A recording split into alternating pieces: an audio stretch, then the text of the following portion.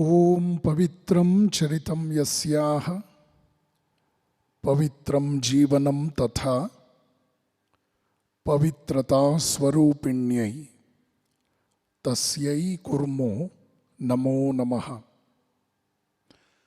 या देवी सर्वभूतेषु श्रद्धारूपेण संस्थिता नमस्तस्यै नमस्तस्यै नमस्तस्यै नमो नमः।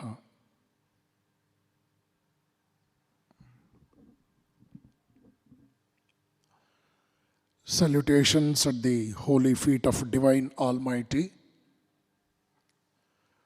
My respectful pranams to Kirti Shesha Dr. H.M. Gangadharaya ji, the founder of this great institution, Sri Siddhartha Education Society. My respects to Dr. G. Parameshwar, our Chancellor of Siddhartha University, and a man of great values even in the political scenario of today's India. My respects and namaskars to a very eminent principal, Honorable Professor Ravi Prakash ji, for all the laudable work he could execute after ascending the throne of principalship. My respects to all the teaching faculty who are serving our Siddhartha Academy of Higher Education. My love and good wishes to all the students who are studying under the banner of this great institution. At the outset, I thank our professor, Dr. Ravi Prakash, for all the loving words with which he introduced me to our students. And one most important line was missing in my introduction. That is, I happen to be the old student of Sri Siddhartha Education Society. I had my high school education in Sri Siddhartha High School, Kunigal. That gave me the clarity of thought, more and more confidence to accept the society at large in future years of my life, to plan my life as a young man after the completion of my graduation. Later on, jumped into this spiritual life. I reverentially remember the great services, the great cooperation, the help that was extended to me by Kirti Shesha Dr. H.M. Gangadharaya, who helped me in all possible ways to pursue my education meaningfully and without any difficulty as such.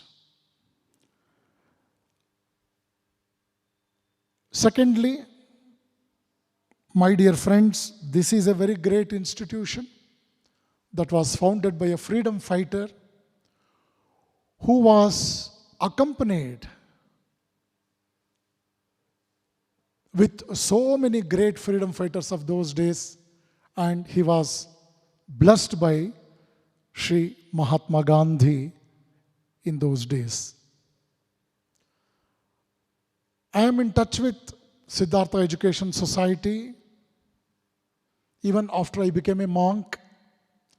The moment I stepped on the holy soil of Tumkur on May 2nd, 1993, after getting my sannyas from Himalayas, the first welcome function that was conducted in Mahatma Gandhi Stadium, Tumkur, had Dr. H.M. Gangadharaya as one of the chief guests to receive us.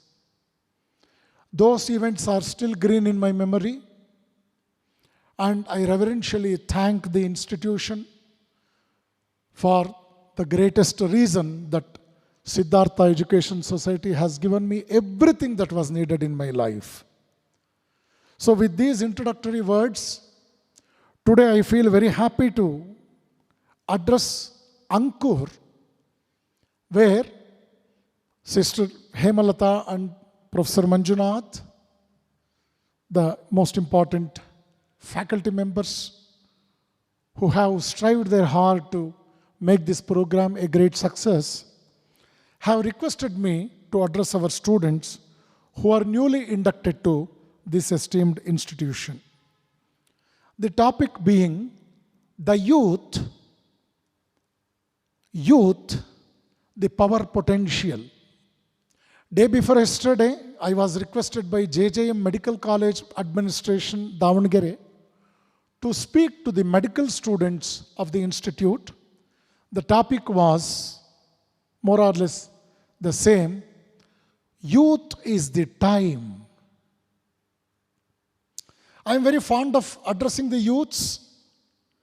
I feel myself fortunate that in last 33 years of my spiritual life, I could spend more than 85 to 90% of my precious lifetime exclusively for students and teachers.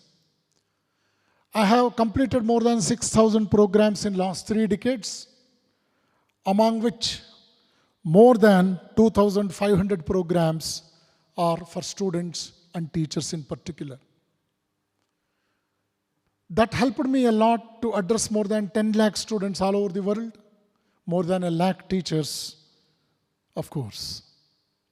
Today, youth, the power potential, is a very interesting topic for our younger generation to implement in their day-to-day life. Equally, it is a very important topic for the elderly people in the society to help our children to march forward in the right track. My dear friends, we all know that the whole age span, the lifespan of a human being can be categorized into 4 groups. The first being the studenthood period, which is called Brahmacharya Ashrama, followed by Grihastha Ashrama, and again the third one being Vanaprastha Ashrama, and last, the concluding is Sannyasa Ashrama. We all know that man is a social animal. Beyond doubt, we can accept the fact that an institution is a lengthened shadow of man. The Brahmacharya Ashrama is the most important period in anybody's life.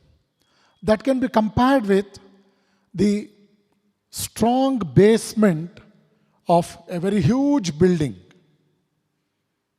However huge the building may be, its durability, its lifespan is more dependent on how strong the basement is. So, if you take care of Brahmacharya Ashrama properly, definitely the rest of the period, I mean to say the rest of our life, will be not only fruitful, equally it will be meaningful also. The fascinating nature of this younger generation is really interesting. It is said, the younger we are, the more we want to change the world. The older we are, the more we want to change the young. As youngsters, we sincerely feel to go for a change in the whole world. As we grow older and older, we will realize that the need of the hour is to go for a positive change among the youngsters. That means to say, it doesn't mean that we cannot change the whole world, but we can change only the younger generation. Rather, it is something like, if you change the younger generation, it is as good as changing the mindset of the entire populace, because the society and the country mainly depends on the nature of work, the pattern of life that has been adopted by the younger generation at large. Our Sanatana Parampara, our Vedic age, and our ancient rishis have put forth the wonderful idea of Purusharthas in our life. There are 4 Purusharthas, Chaturvidha Purushartha it is being termed as. The first one is Dharma. What is Dharma? It is righteousness. Please never equate Dharma of India to religion of West. Dharma is more versatile, more vast, more deep and more meaningful than the word religion. What is Dharma then? The Rishi says, the duty combined with ethical and moral virtues is Dharma. Hinduism is not only a way of life, but it is life of principles.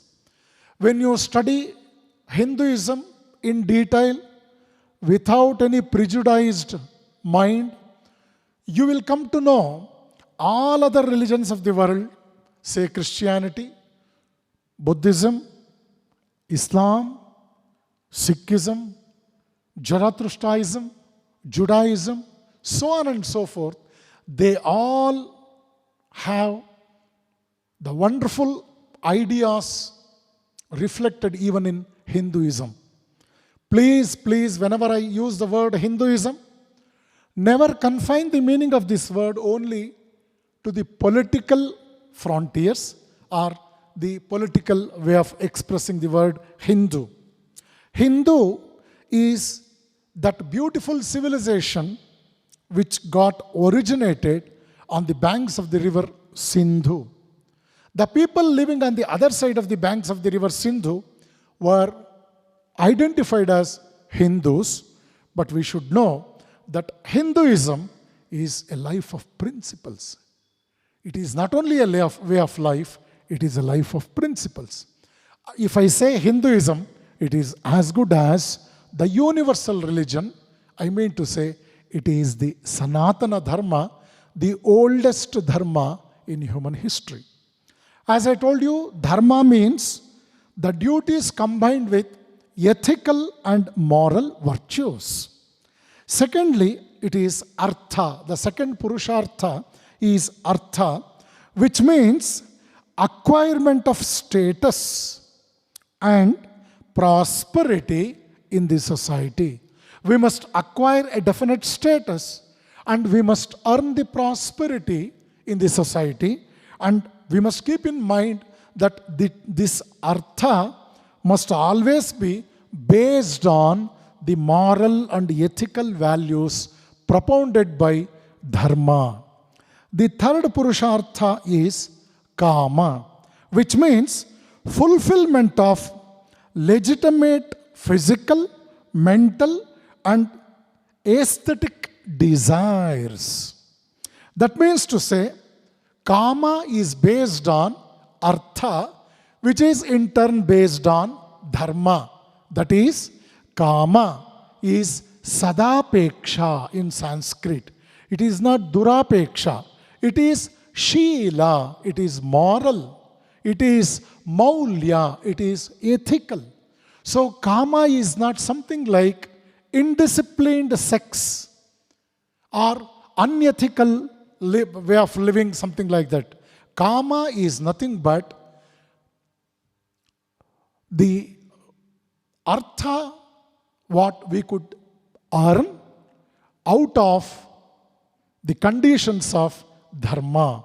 Following the conditions of Dharma, I could generate Artha, and with Dharma and Artha, I am enjoying Kama. Kama means righteousness, that is most important. Finally, it is Moksha, that is very much concerned with the spiritual emancipation of an individual, rising him from the organic level of existence to the spiritual level of existence. That is, I am Atman. I am not the mere physical body. I am Atman. So, if we study the Purusharthas on those lines, immediately it is the need to study what Brahmacharya, Grihastha, Vanaprastha and Sannyasa ashramas are. Because as I told you, youth, the power potential, has got a vital role to play. Here, Brahmacharya ashrama, it is the childhood and the youth period of any individual, which means to say the studentship with spiritual disciplines is Brahmacharya ashrama. Secondly, it is Grahastya, that is adulthood, which means the married state of a householder. Finally, Vanaprastha, that is aging. At this juncture, the retirement and the living of an individual with detachment from his family and more attached to the society and the universe at large, arranging his life in a forest or in any secluded place for that matter. Sannyasa is something like craving for Atma Sakshatkara, to know about our inner self. That is what Upanishad says, O man, know thyself. This great word, this great utterance of Upanishads is very, very popular from time immemorial, even in the universities of the Western countries. My dear friends, with this philosophical introduction, now I want to bring to your perusal about the great youth icon Swami Vivekananda's words and his advice to the youth at large. Vivekananda once said, "My faith is in the younger generation, the modern generation, out of which my children will come in hundreds and thousands, and they will work out my ideas, my dreams like lions." These are the fiery words of Swami Vivekananda. So, my dear young friends, it is my earnest desire, a humble request to all of you to visit Ramakrishna Ashram and purchase books pertaining to the teachings of Vivekananda to the youth in particular, and the collection of his lectures titled Colombo to Almora. My dear young friends, you have more than 500 titles of books in Tumukuru Ramakrishna Ashrama bookstall section. You can go around the bookstall and pick some most important books which will be of great help to you because they serve the purpose of a torch bearing, Swami Vivekananda, during his wandering days, he was the guest of the Emperor of Khetri, the Raja's name being Raja Ajit Singh. During their conversation, Ajit Singh, the Raja, the king, asked Swamiji a very, very simple question. Swamiji, what is life? This is a simple question when we just read the sentence. The sentence is very simple. And if at all, if anybody wants to know something about life, we can minimize the definition. We can, in a very simple way, in a very short way, in a very finite way, we can define what life is. And our definitions may get confined only to the time span of our existence. Maybe collection of some of our achievements in life, so on and so forth. But what was the reply of Swami Vivekananda is quite interesting and worth studying. Swamiji says, "My dear Maharaja, life is the unfoldment. Life is the development of a being under the circumstances tending to press it down. Tending to press it down. Which means every species, I mean to say, the subhuman species are recognized more by their existence, but Homo sapien is highly respected and valued because of not only its existence, but because of its life. There is an ocean of difference between life and existence, for your information. So here Swami Vivekananda is defining what life is in such a fantastic way, where he makes it very clear to every individual that every species born as Homo sapien has to unfold itself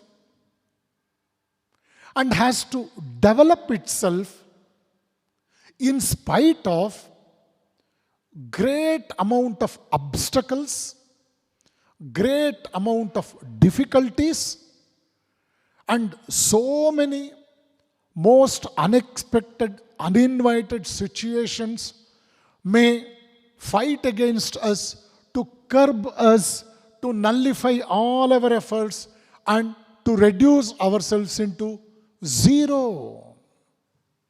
That's why Swamiji says, life is the unfoldment.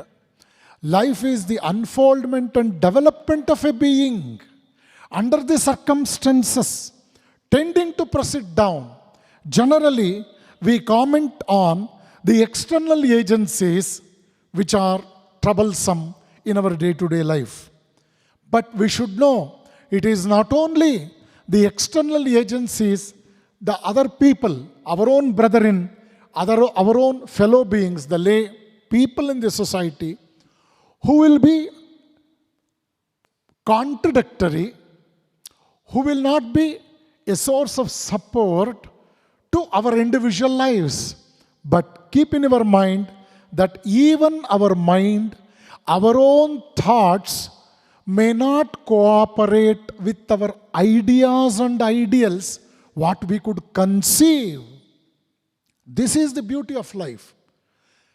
If you really say okay to this justification of mine, then you will always obey the next words. I mean to say, what is that?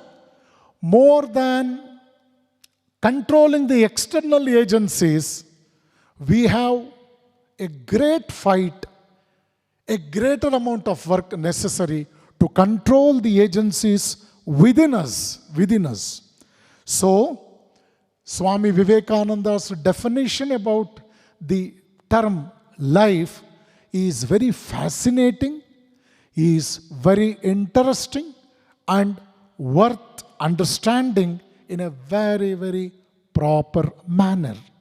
And Swamiji says, do you want to be great or extraordinary?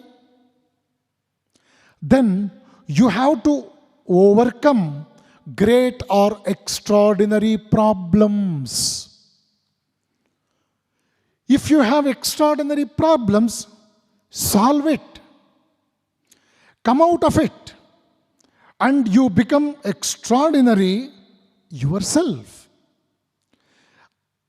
Awaken a lion or a giant within you to achieve this. In any calamity or crisis, the important thing is not to quit, not to run away from the situation, rather, not to lose patience, but fight bravely. Greater the struggle, greater will be the result. This is the message of Swami Vivekananda, and of course, this is an ancient message for every Hindu, for every Indian, because this is exactly the message of Bhagavad Gita and Kathopanishad. My dear friends, then if I accept life as a challenge and life as a continuous struggle, then immediately my question is, then what is the aim of life? This is most important. When you want to have the journey in an ocean, you must have a magnetic needle to find out the exact direction in which you are expected to move. And the places should be properly identified with respect to the directions. And then only you can plan your navigation like that. There must be the beautiful goal. You must set a goal of your life. Life is not something like an unplanned journey. Definitely not. Life is a journey. As Vivekananda said, life is a journey from lower truth to higher truth. Life is a journey from lower truth to higher truth, and this journey can get accelerated by education. Education. So why man needs education? Because he has to accelerate the process of evolution. What is evolution? It is a journey from lower truth to higher truth. When our journey is from lower truth to higher truth, naturally, it is needless to say that since we are expected to reach the higher truth, our aim must be very high. It should not be a very common goal. That is why Chandogya Upanishad very beautifully guides us with these words. What is that? Yo vai bhuma tat sukham na alpe sukhamasti. Which means, think in a big way. Low aim is a crime. Low aim is a crime. Even though you are starting your journey from a point of low aim, never confine yourself to the level of that low aim itself. You must ascend. You must march forward to reach the bigger aim of our life, which means to say you must evolve. You must evolve yourself from the stage of an organic species to the stage of Atman. Atman. So, my dear friends, for that you must have goals in life. You must adopt good means to reach the goals. That is another next important point. Goals are important, means are also important, but it is very, very, very important to know that means are more important than goals. Because if you neglect the means, you cannot reach the goals. Many a times, in a play, something in a game like the table tennis or lawn tennis or cricket for that matter, even football for that matter, or even any game for that matter, more and more you manage the game in a powerful manner, then only you can have the scoreboard moving up, the score being moving up. The increase in the score is directly proportional to your own efforts in every moment of the game.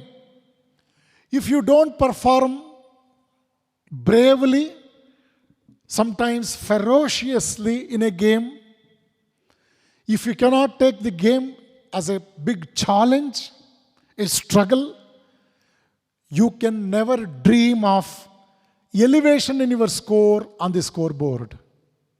That's why it is said, a wise player, a player with ethics, will always concentrate the process of hitting the ball rather than merely looking at the scoreboard frequently. So that means to say, the means are more important than goals. At this juncture, my dear friends, always keep in your mind, that is why Bhagavad Gita said, Karmanye vadhikaraste ma phaleshu kadachana. Which means to say, never think of the fruits. Never think of the fruits. Please always keep the means in your mind, more and more you cater what all the things to be done with regard to managing the means properly in the light of ethics and moral values in a very constructive way, that will ultimately result in getting good fruits. This is what Bhagavad Gita says, you have the control over the work and not over the fruit. My dear friends, you simply concentrate your pattern of study. You concentrate your lessons. You concentrate your practicals. You concentrate your library works. You concentrate all the things that are needed to make you a worthy student. Ultimately, you can fare well in your examinations. Never develop any anxiety about your examinations. Never feel yourself belittled, low, because you may get less marks in your examinations, so on and so forth. You may be a neglected student if you don't get proper scoring or so. My dear friends, here you come across the greatest message of Vedanta, greatest message of Bhagavad Gita, which always insists you to concentrate only the work factor and never think of the fruits. In the first stage, Vedanta recommends you to have a goal in life. After you set a very good goal in your life, immediately Vedanta guides you to think of the means totally, so that if your mind and heart are occupied, if you are physically, mentally, intellectually are completely occupied with how to achieve that goal, within the purview of the moral and ethical conditions, you have to get the fruits unsought. This word, I underline this. You need not demand for that, unlike what you are finding in today's society. What is that?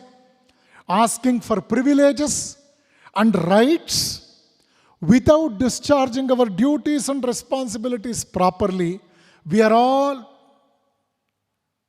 dreaming just for getting a good yield without performing our duties sincerely. This is where exactly we are going wrong in independent India. We want everything that is good in the market, but not at the cost of a good effort, hard work. My dear friends, keep in your mind that there is no substitute to hard work. The youthful days in anybody's life is the real power potential to make the entire span of your life, future life I mean, more meaningful and more ethical. For that, always be very cautious. Always be very sincere to your efforts in the process of achieving the goals what you have set in your life. So, Bhagavad Gita says, never think of the fruits. If you discharge your duties and responsibilities properly, without much worried about your rights and privileges, fruits have to come unsought. More and more you think of your own fellow beings in the society, more and more you think of the welfare of the whole society, very surprisingly, you will realize that there is a great stuff of love and charity, love and humbleness, love and humility within you, which you never experienced in the previous days. Once you start loving your family and society, once you treat every man not as a stranger, but as the inseparable part of your own personality, then you will start realizing that you are a universal man. This is the greatest ideal of Vedanta, and this is being widely appreciated by all the religions of the world. My dear friends, Swami Vivekananda guides us in the matter of achieving these goals in a very proper and ethical way. He says, our greatest defeat in life our greatest defeat in life is that we are so much drawn to the ideal. The goal is so much more enchanting, so much more alluring that we lose sight of the means altogether. We will forget the means. We will only think of the goals, the ends, I mean. This is the greatest reason for the defeat in our lives. Vivekananda cautions us about this blunder majority of the people prefer to do. But what should be our preference? In the words of Swami Vivekananda, I shall tell you, what is that? One of the greatest lessons I have learnt in my life is to pay as much attention to the means of the work as to its ends. That's why he said, means are more important than ends. When the means are strengthened, when the means are made flawless, when they are very pure, success is assured. We may have any aim of our choice. With regard to aim, we have choice, but we have no other choice than following the correct method with enthusiasm, perseverance, and patience. My dear friends, you have choice with respect to your aim of life, but you don't have any choice with respect to achieving the aim other than following the correct method with enthusiasm, perseverance, and patience. Every young man is expected to remain very sincere in these three most important aspects that takes you a long way. Ultimately, that blesses you to have the achievement of attaining the greatest goal in life. What is that? Enthusiasm is very important. Perseverance is most important. Ultimately, patience. Yes. Enthusiasm, spurti. Perseverance, you must keep it up all through your journey up to the point where you reach the final goal. And patience, that is, you should never give up. You should never run away from the show, or you should never stagnate yourself. See, till now, what all the definitions, what all the explanation I could give to you is something like about the unfoldment and development of a being under the circumstances tending to press us down. The way how Swami Vivekananda defined the term life. And Swami Vivekananda, he is so special in his presenting things, in giving a versatile explanation to some key words like atheist, the believer of God, what life, what education, what literacy, what citizen, what freedom, what responsibility are. And Swamiji's definition is so wonderful when he gives a very unique clarity of thought with respect to the term atheist. What is that? Swamiji says, he is an atheist who does not believe in himself. The old religion said that he was an atheist who did not believe in God. The new religion says he is the atheist who does not believe in himself. So, my dear friends, Vivekananda finally concludes by telling that faith in God and faith in oneself is the secret of success. So finally, more and more faithful we remain in our process of journey towards the highest goal in life. Logically, at the end, we will end up with a beautiful truth, the absolute eternal truth propounded by spiritual seers. What is that? Your God and your own self are the two faces of the same coin. This is the beautiful journey of anybody, the Homo sapien, I mean. A human being is expected to move onward, forward, inward, and ultimately Godward. This is the total journey of any individual according to Sanatana Parampara, the Hindu religion, I mean.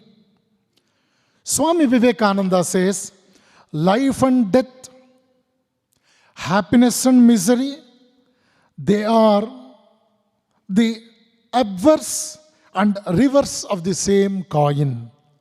Life and death, happiness and sorrow are the two faces of the same coin. Swamiji says, success is the result of good judgment. Success is the result of good judgment. Good judgment is the result of experience. But it is surprising to know that experience is often the result of bad judgment. See the formula? Success is because of good judgment is because of experience, and experience is because of bad judgment. I mean to say, whenever you perform any work, either you will learn, if not, definitely you will win. If you win or if you learn. These are the only two possibilities while you discharge any of your responsibilities. A man who makes no mistakes usually does nothing.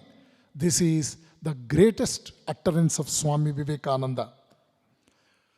When you study the life of great, successful souls of the world history, it is very much clear from their own experiences that we don't have a key to success, we don't have a definite key to success, but we have the key to failure.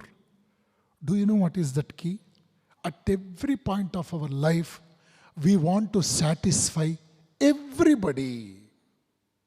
We want to satisfy everybody. This is the key to failures. This is the key to failures.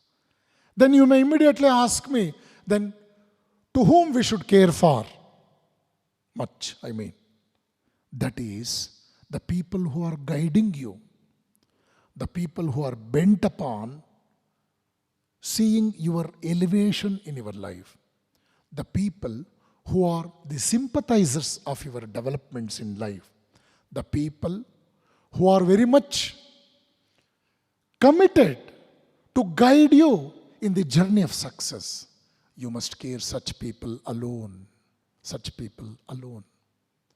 You just imagine a bee, a honey bee for that matter. It is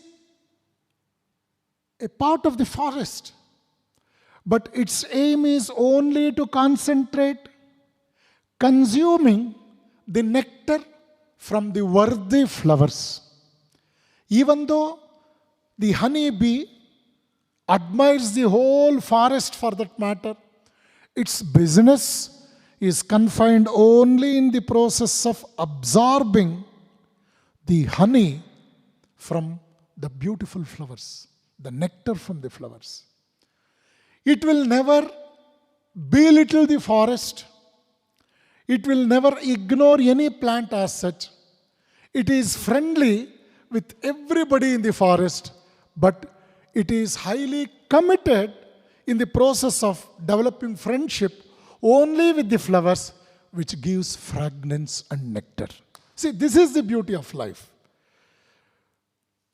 Likewise, my dear friends, the key to success is not very sure, but the key to failure is we always value more than what is necessary for all unwanted, unexpected outbursts of people who will always comment about you, who will always speak nonsense about you.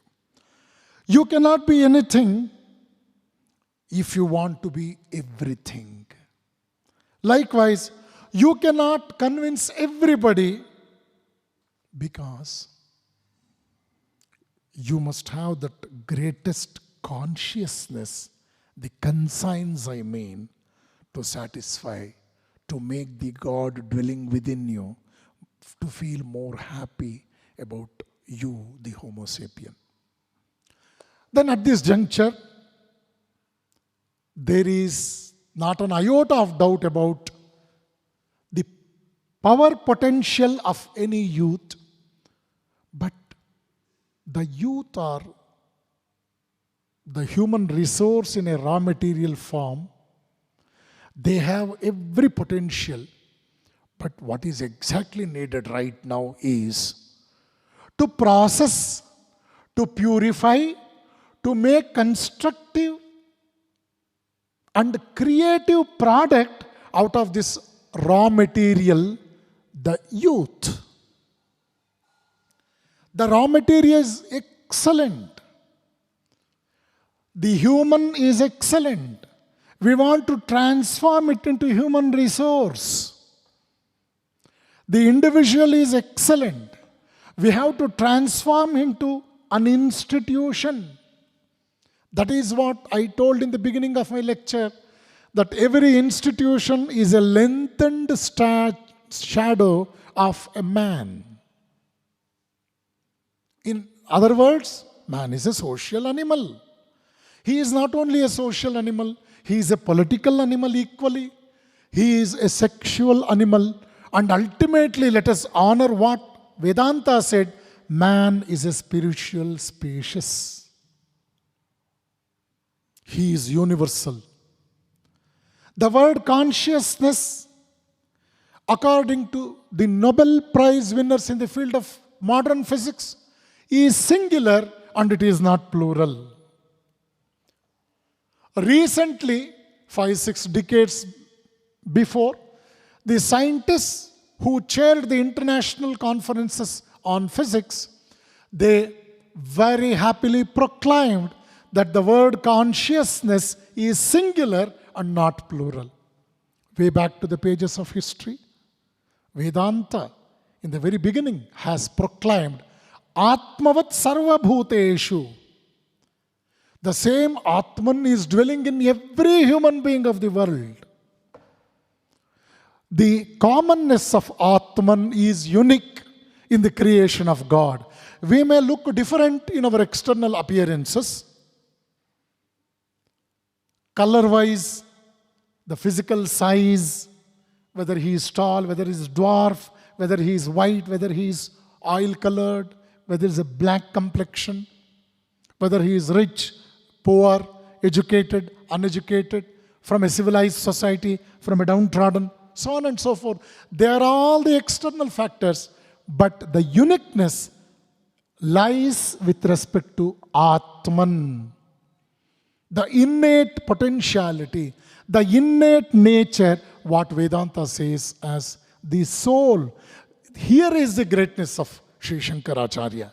He says, any material in the external form may look different, but when you come to the subatomic level, the proton of one element is as same as the proton of another element, the electron of another element. So, if you replace the proton of some material X with a proton of some other material Y, it doesn't make any change. So, human beings may look different externally, but at the Atman level, they are alike. That means to say, Shankara told it almost 1200 years back. Vedanta said about this, it could shed light on this beautiful eternal truth 10,000 years back. Recently, our scientists of physics, astrophysics and modern physics, they have come to a conclusion that consciousness is singular. What a beautiful logical conclusion they could draw. That means to say, Vedanta and spiritual ideals propounded by Indian philosophy are the absolute truths. That is why Swami Vivekananda, while guiding Sister Nivedita, who came to serve the purpose of educating the women of India at large, Swami Vivekananda said to Nivedita, Nivedita, every science had its origin in India, but developed elsewhere. There was never a conflict between religion and science in the history of India. Because Indian spirituality could not only answer the challenges of science, but also could give a science beyond the material science conclusions. Whereas in the Western countries, the Western civilization, whenever you come across a revolution, it is very much certain, the reason was very clear, that there was conflict between religion and science. The religion in the West could not answer the challenges of science, which ultimately resulted in a revolution. India never believed in revolution. India always believed in evolution. Because revolution can bring only a social change, a political change for a period of few decades, and after that, even the society may go to still worse situation than what it was before. But evolution, it always points out about the upcoming of every individual. To justify my statement, can you equate 1,000 social reformers to the contribution of one Buddha, one Shankaracharya, and one Vivekananda? I honor and highly respect the social reformers, undoubtedly. But my point is, they studied the society of a contemporary period and they gave the solace, the solutions to the burning issues of their contemporary society. After these problems got resolved with a definite solution, which was very glorious in the beginning, later on, as the civilization got advanced and moved forward, the new problems started rushing into the society, and again the people became restless and they were fond of finding a solution for the new problems. So Vedanta will help you to have the ancient solutions for modern problems. Whereas the social reformation, whereas this secular bent of mind will give you only a temporary relief and it cannot solve the problems permanently. That is why Vivekananda insisted every young man of our society to study Vedanta, Bhagavad Gita and Kathopanishad. You may not understand in the very first reading or second reading or third reading. My dear young friends, as engineering students, I very sincerely insist you to read one chapter of Bhagavad Gita at least once in a week. When I was a student of Bhagavad Gita, I used to go through Bhagavad Gita when I was a student of engineering. And that has helped me a lot to concentrate my engineering subjects, because more and more it gives energy to our mindset, it gives more energy to concentrate, and you will never feel tired even when you read for hours together. And it keeps you to have self-vigilance. We are all very fond of the word vigilance, and we equate this word vigilance to a police department. Rather, self-vigilance is something like we must be vigilant on our own selves, because we are very fond of finding the mistakes of others in toto, but we were conveniently neglect our own mistakes and blunders, what we commit in our day-to-day life. We want to be something like judges in the society, in the midst of our own people, and we will never judge our mistakes ethically and morally. This self-vigilance virtue I could cultivate from my student days, from the age of 16.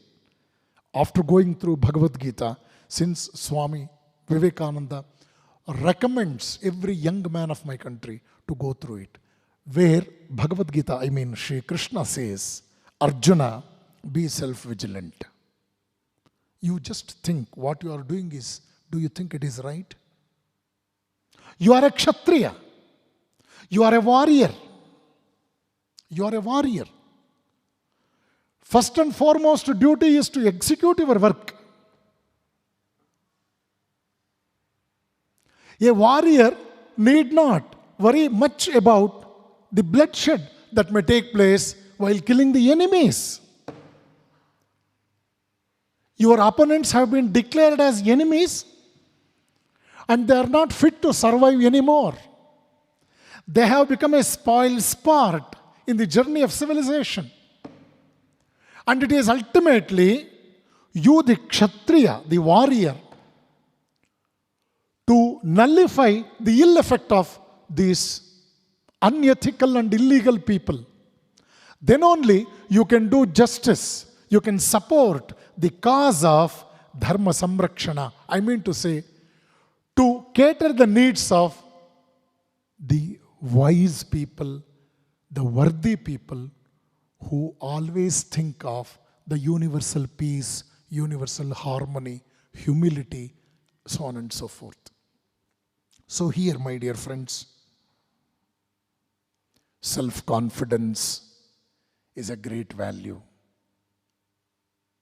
Swami Vivekananda says, we will have either unripe ego or ripe ego.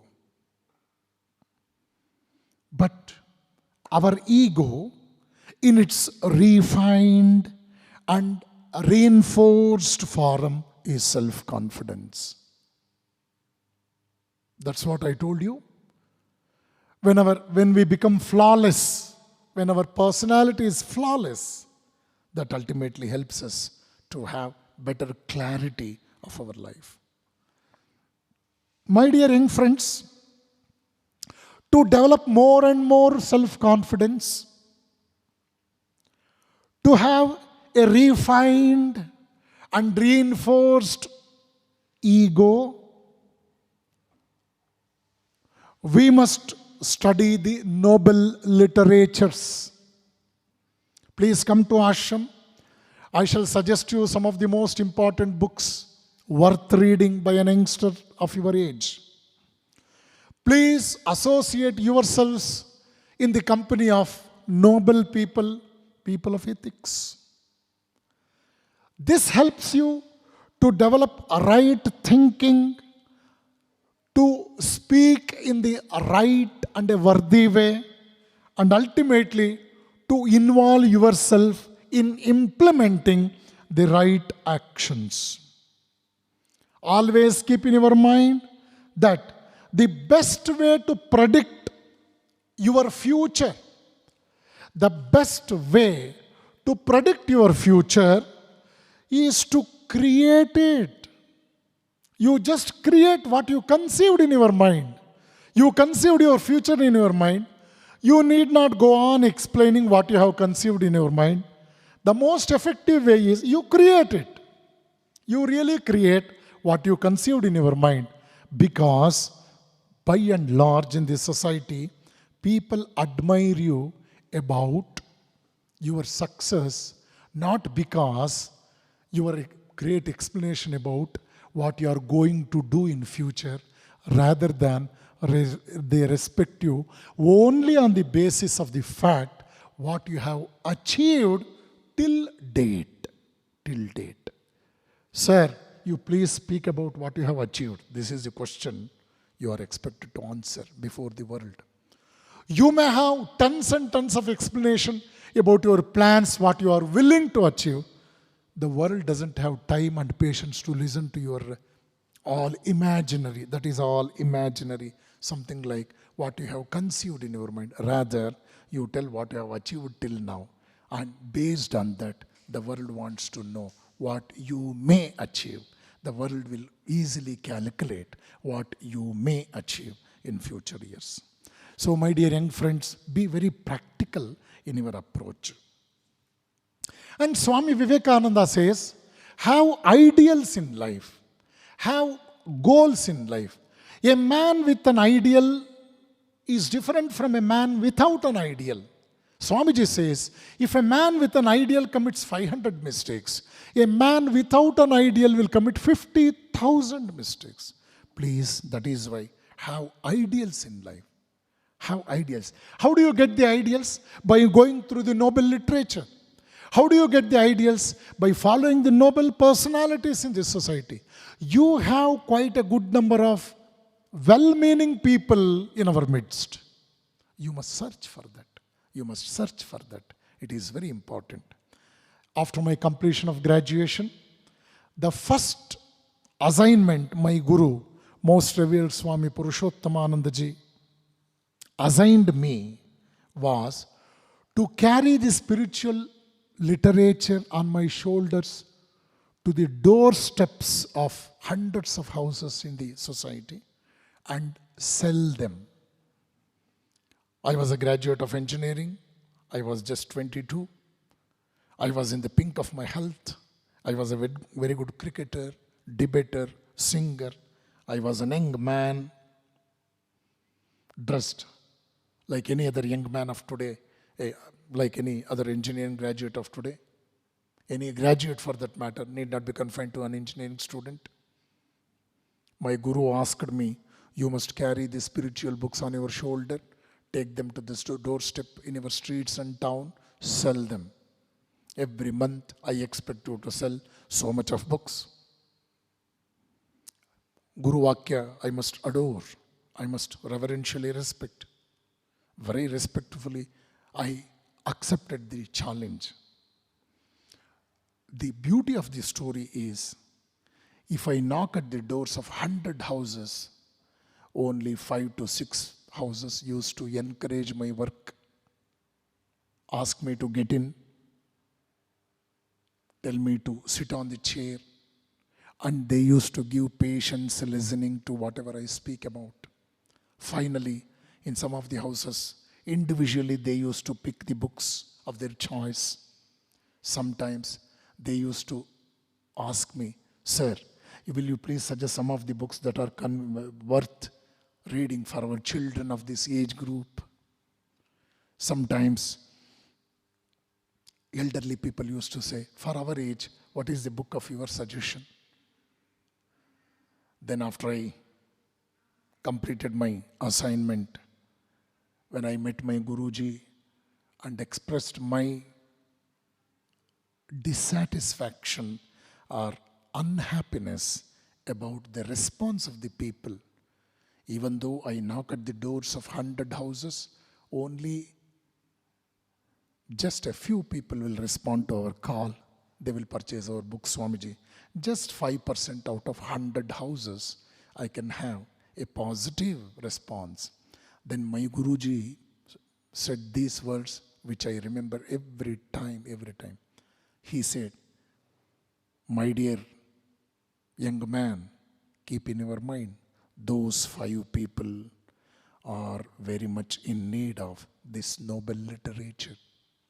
But these literature are not available in the market in plenty. They cannot go to any general bookstall demanding for such books.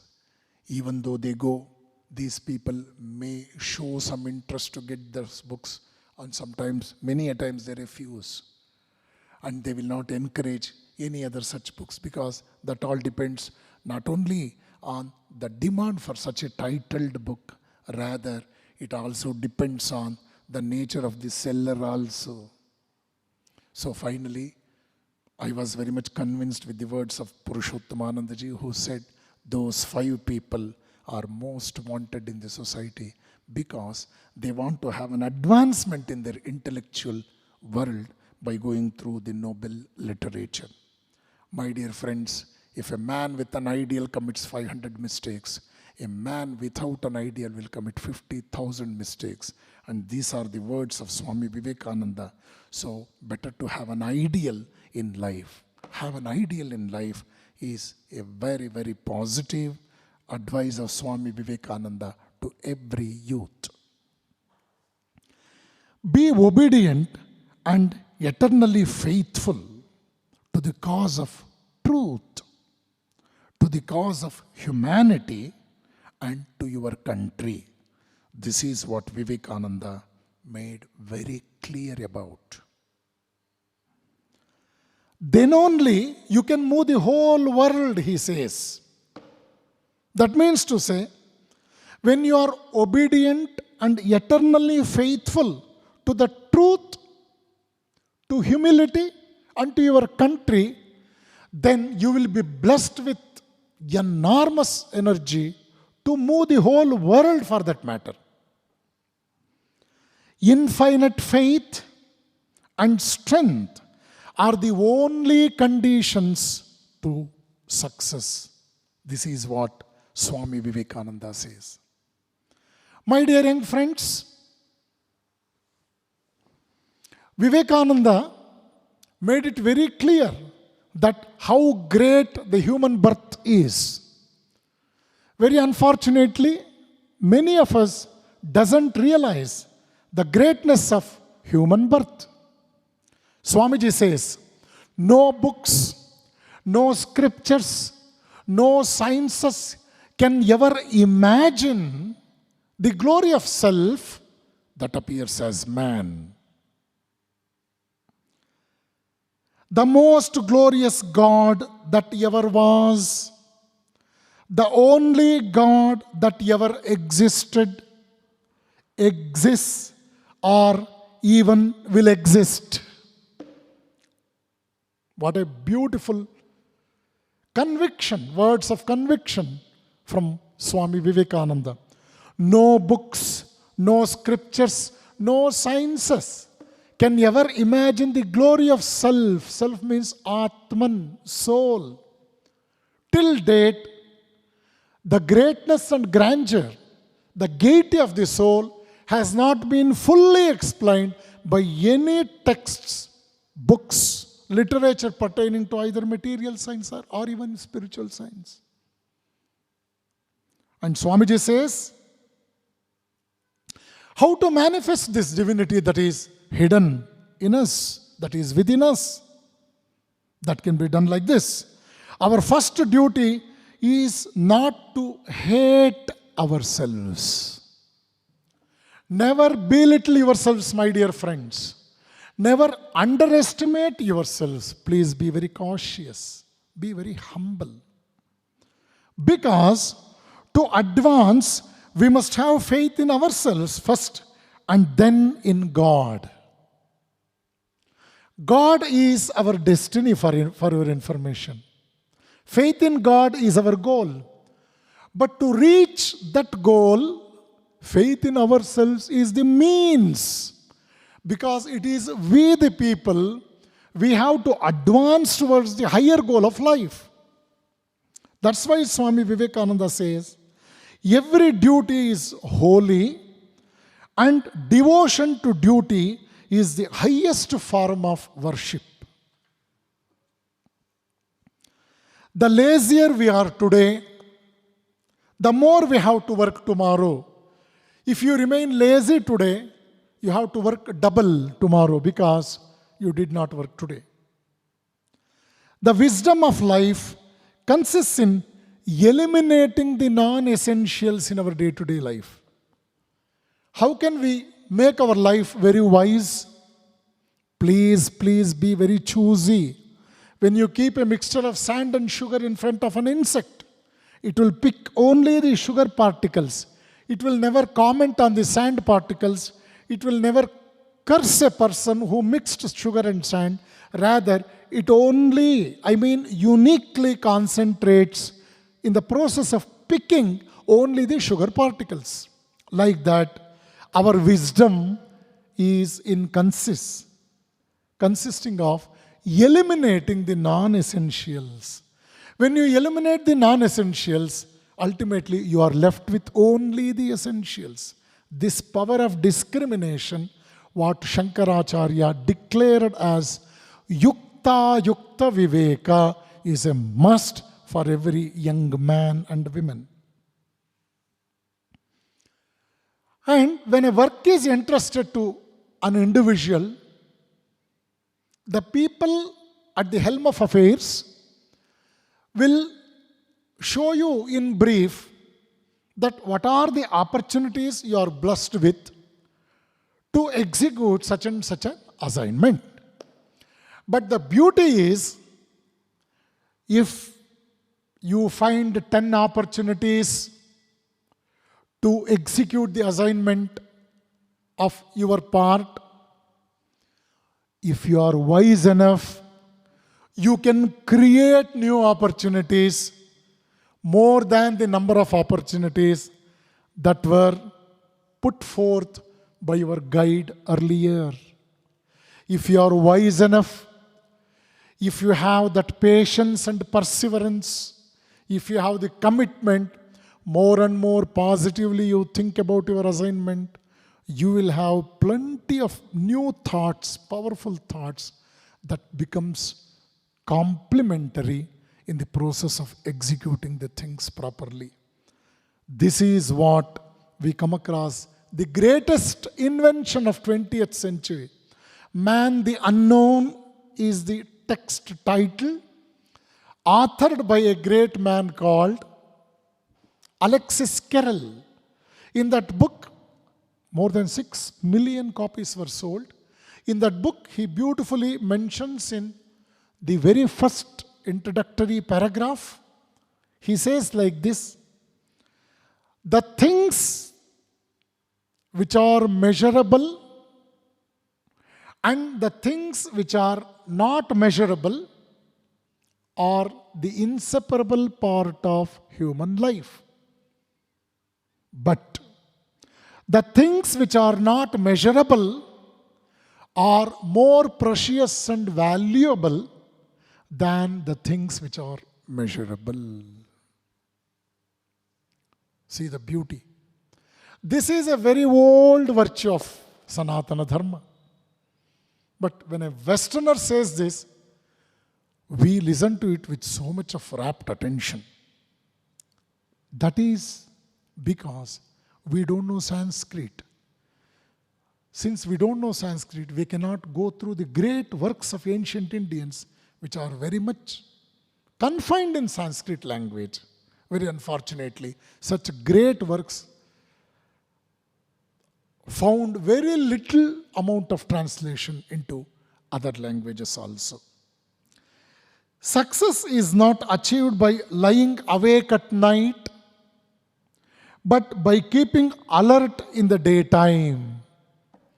Many students, they waste bulk of the day in roaming here and there, in gossiping, in chatting, in spending time in all unethical and meaningless ways.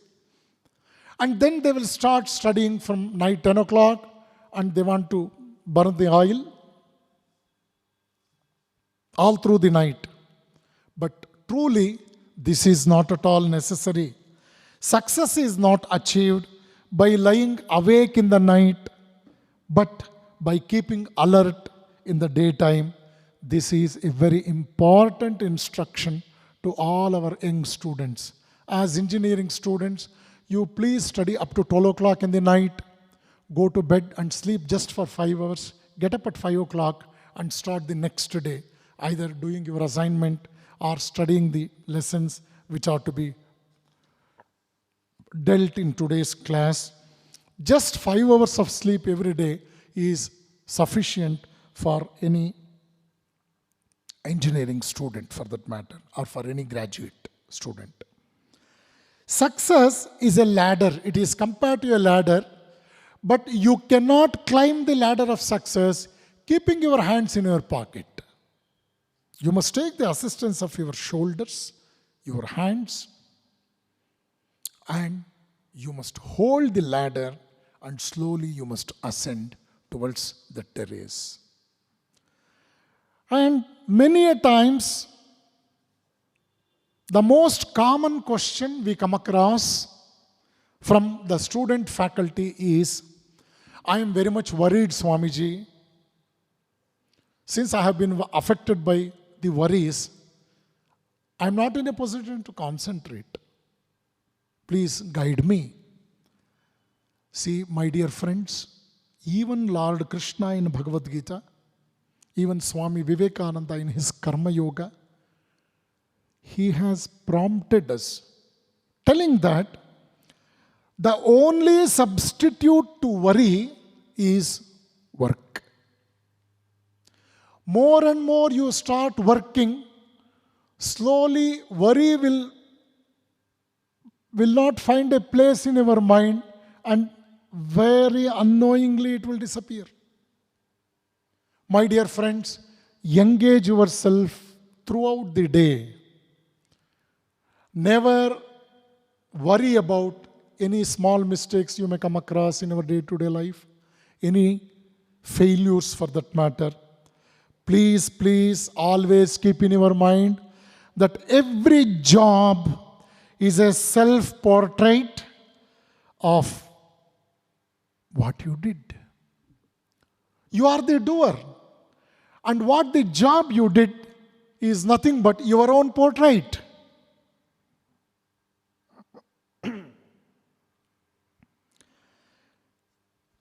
And nothing will appear or happen accidentally. Nothing will happen accidentally. It is only because of hard work you will get success in the ethical way. So work will never kill you, rather it is worry that hurts you, that tortures you, that may even kill you, that may even lead to committing suicide. Every young man is very much afraid, is affected by two fears, the fear of failure and fear of criticism. Please, my dear friends, as long as you develop tension, as long as you are immersed in worries, as long as you have that anxiety attitude, you cannot solve these two fears. Never share your fear, but always speak about your own courage. Speak about your courage and never share your fears with your fellow beings. Shri Krishna in Bhagavad Gita says, you develop detachment. More and more you develop detachment, you will be successful in advancing forward and onward, because you must always attach to the means and not worry much about the fruits. And it is really interesting to quote the words of an internationally renowned management expert who wisely advised like this: my dear young friends, do not read newspapers in the morning. Do not read newspapers in the morning because they are sad, they are bad. Certainly, they make you mad. So don't start the day involving yourself in reading the newspapers. So before I conclude, my dear young friends, you find the virtue of punctuality in our environment, in our nature. You have the sunrise and sunset, even the seasons according to a definite timetable of nature. This is the greatest lesson we can learn from the external nature. Likewise, we can have regularity and punctuality in our day-to-day life. What is the necessity of this regularity and punctuality may be your question. You should always keep in mind that punctuality can not only save our time, It can minimize even our inconveniences. Time is the greatest universal resource. Time is the greatest universal resource. You should never forget. Time is inelastic and time is irreplaceable for your information. Never think of wasting time. Man-hour is man-power, according to Vivekananda. The wonderful virtue of punctuality, it lends grace to our personality also. This is most important, and my dear friends, it is the need of the hour for your information. So in last 2 minutes I shall conclude. One great writer, the author of the book, The 8 Capital Sins of Civilized Mankind, by name Cornard Lawrence, he has cautioned the human society with these words.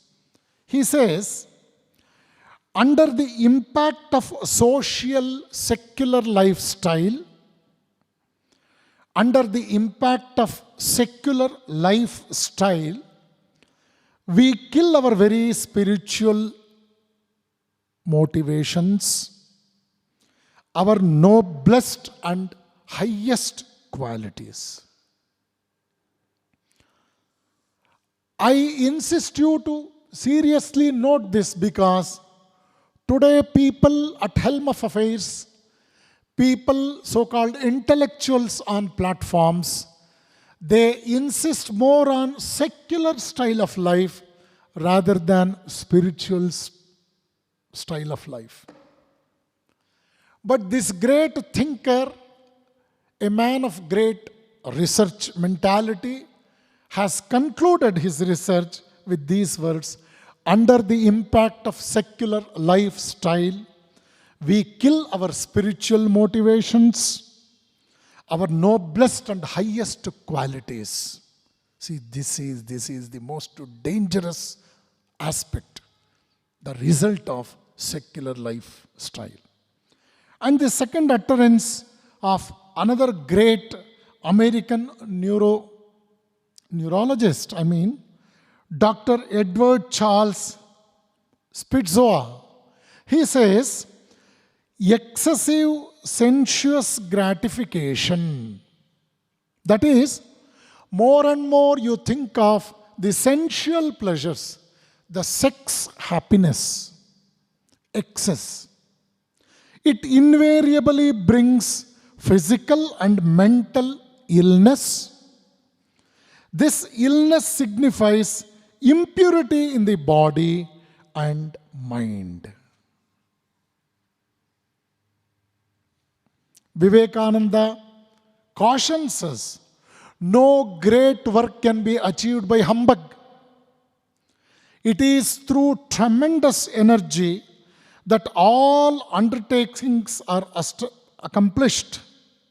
So please manifest your manhood first. Then only the youth can understand the power potential properly. For that, Vivekananda insists us, go back to Upanishads.